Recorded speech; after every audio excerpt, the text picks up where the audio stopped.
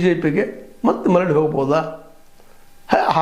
ಅಂಥ ಒಂದು ಪ್ರಸಂಗ ಬಂದರೆ ಜೊತೆಗೆ ಖಾಗೆ ಅವರು ಸಹಿತ ಅವರಿಗೆ ಒಂದೇ ಪಕ್ಷಕ್ಕೆ ನಿಷ್ಠೆಯಾಗಿರ್ಬೇಕಂತೇನಿಲ್ಲ, ಅವರು ಹೋಗ್ತಾರೆ, ಇನ್ನಷ್ಟೇನು ಬದಲಾವಣೆಗಳಾಗ್ತಾವೆ ಅನ್ನುವಂಥ ಮಾತುಗಳು ಕೇಳಿ ಬರ್ತಾ ಇದ್ದಾವೆ. ಹೀಗಾಗಿ ಬೆಳಗಾವಿ ಜಿಲ್ಲೆಯ ಈಗಿನ ರಾಜಕೀಯ ಅತಂತ್ರ ಸ್ಥಿತಿಯಿಂದಾಗೆ ಸಹಜವಾಗಿ ಅದರ ಲಾಭ ಪಡ್ಕೊಳ್ಳಿಕ್ಕೆ ಒಂದು ಕಡೆ ಜಾರಕಿಹೊಳಿ ಸಹೋದರ ಪ್ರಯತ್ನ ಮಾಡ್ತಾ ಇದ್ದಾರೆ.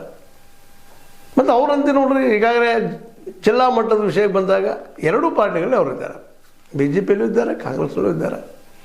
ಹೀಗಾಗಿ ಅವ್ರಿಗೆ ಯಾವುದಂಥ ಇಫೆಕ್ಟ್ ಆಗೋದಿಲ್ಲ. ಆದರೆ ಇದರಿಂದ ಇಫೆಕ್ಟ್ ಆಗೋದು ಯಾವುದಪ್ಪ ಅಂದರೆ ಕಾಂಗ್ರೆಸ್ ಪಕ್ಷಕ್ಕೆ ಅನ್ನುವಂಥ ಮಾತು ಕೇಳಿ ಬರ್ತಾ ಇದ್ದಾವೆ. ಈಗಾಗಲೇ ಕಾಂಗ್ರೆಸ್ ಪಕ್ಷ ಈ ಒಂದು ನೆಲೆಯಲ್ಲೇ ನಿಧಾನಕ್ಕೆ ಹಿಡಿತನ ಕಡಿಮೆ ಮಾಡ್ಕೊಳ್ತಾ ಇದ್ದೀನ ಅನ್ನುವಂಥದ್ದು.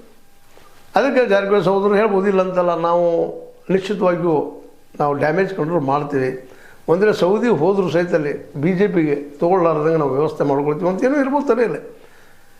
ಬಟ್ ಅದು ಸುಲಭ ಅಲ್ಲ. ಯಾಕಂದರೆ BJP ಸಹಜದ ಯಾವುದೇ BJPಯಲ್ಲಿ ಕಾಂಗ್ರೆಸ್ಸಲ್ಲಿ ತಾವು ಅಧಿಕಾರಕ್ಕೆ ಬರೋದಕ್ಕಾಗಿ ಗೆಲ್ಲೋದಕ್ಕಾಗಿ ಯಾವುದೇ ಮಾರ್ಗ ಹಿಡಿಯೋದಕ್ಕೂ ಅವ್ರು ತಯಾರಿರ್ತಾರೆ. ಯಾವಾಗ ಬೇಕಾದ್ರೆ ಒಂದು ಆಗ್ತಾರೆ, ಯಾವಾಗ ಬೇಕಾದ್ರೆ ಬೇರೆನೂ ಆಗ್ತಾರೆ. ಅವರು ವ್ಯಕ್ತಿ ಮುಖ್ಯ ಅಲ್ಲ, ತಮ್ಮ ಪಾರ್ಟಿ ಗೆಲ್ಲೋದು ಮುಖ್ಯ. ಹೀಗಾಗಿ BJPಗರು ಮರಳಿ, ಯಾಕಂದರೆ ಈಗಾಗಲೇ ಹಿಂದಿನ ಚುನಾವಣೆ ನೋಡಿದ್ವಿ ನಾವು 2023 ರಮೇಶ್ ಅವರಿಗೆ ಸಹ ಅವರೆಲ್ಲ ಅವಕಾಶಗಳನ್ನು ಕೊಟ್ಟಿದ್ದರು. ಆದರೆ ಅವ್ರು ಯಾಕೋ ಏನೋ ಅಷ್ಟು ಪ್ರಮಾಣದಲ್ಲಿ ಯಶಸ್ವಿ ಆಗಲಿಲ್ಲ, ಗೋಕಾಕ್ ಒಂದೊಂದು ಗೆಲ್ಲೋದು ಬಿಟ್ಟು. ಅದಕ್ಕಾಗಿ ಮೊದಲಿನ ವಿಶ್ವಾಸ ಶಾರ್ ಅವರಿಗೆ ಜಾರಕಿಹೊಳಿ ಕುಟುಂಬದಲ್ಲಿ ಅದನ ಅನ್ನುವಂಥ ಒಂದು ಪ್ರಶ್ನಾರ್ಥ ಚಿಹ್ನೆ ಇದ್ದೇ ಅದ. ಈ ಹಿನ್ನೆಲೆಯಲ್ಲೇ ಸೌದಿಯವರು ಸಪೋಸ್ ಮಿನಿಸ್ಟರ್ಶಿಪ್ ಸಿಗಲಿಲ್ಲ ಅಂದ್ರೆ, ಮತ್ತು ಮಿನಿಸ್ಟರ್ಶಿಪ್ ಸಿಗಬಾರ್ದು, ಈಗಾಗಲೇ FIR ಆಗ್ಯದ ಮಾಡ್ಯದ, ಅದ್ರ ನೆಲೆಯಲ್ಲಿ ಮಿನಿಸ್ಟರ್ಶಿಪ್ ಸಿಗೋದು